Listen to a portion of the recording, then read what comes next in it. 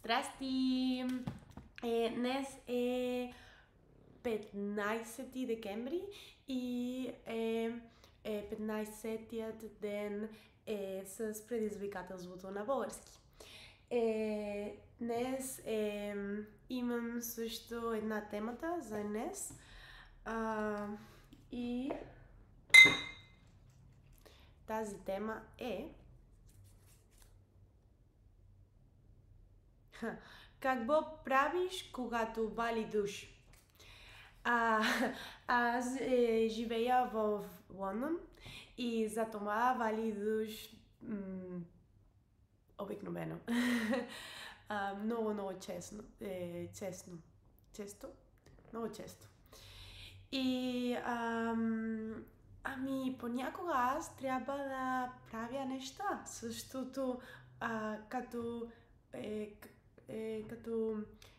много често вали дъжд, ако аз не правя нищо, аз никога не правя нищо.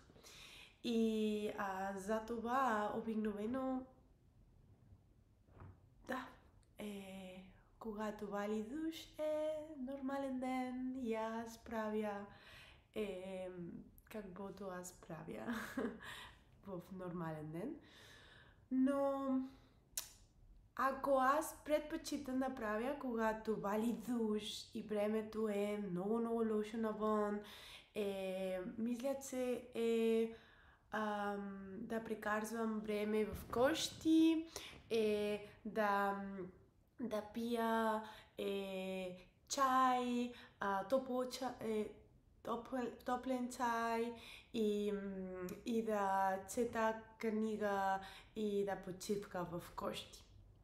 Но това не остана много обикновено. И това беше темата за днес. До утре!